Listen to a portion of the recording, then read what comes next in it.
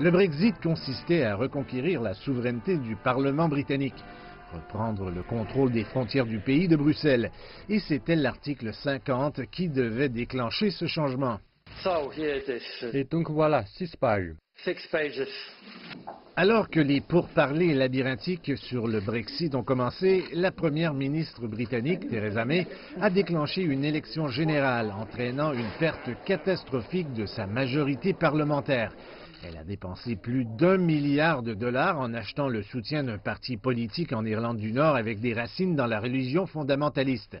Et ironiquement, c'est la frontière terrestre entre l'Irlande du Nord et la République d'Irlande qui reste l'une des plus grandes énigmes du Brexit. À la Commission de l'Union européenne, ils insistent pour qu'aucun changement ne soit apporté à un passage qui incarne le commerce et la paix. La vie quotidienne autour de la frontière devrait continuer comme elle se déroule aujourd'hui.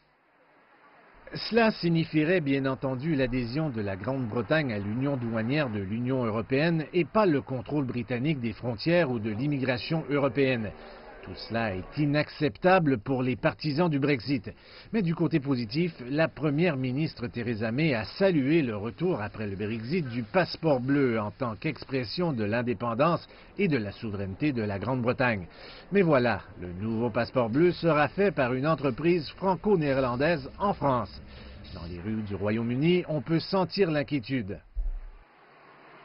Tout le monde s'inquiète du Brexit parce que nous perdons des emplois. L'économie ne va pas très bien. La livre a chuté de près de 20% et cela n'a pas changé.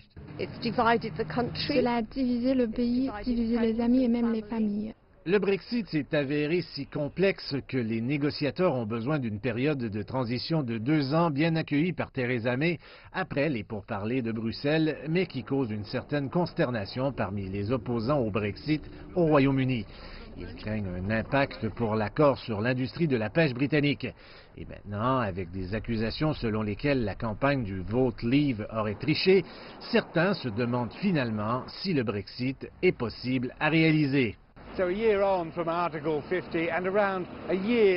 Donc, 1 an après l'article 50 et environ 1 an avant que le Royaume-Uni ne quitte l'Union européenne, la chose la plus extraordinaire est peut-être que les sondages suggèrent que les gens ne voteraient pas nécessairement différemment s'ils devaient tout recommencer.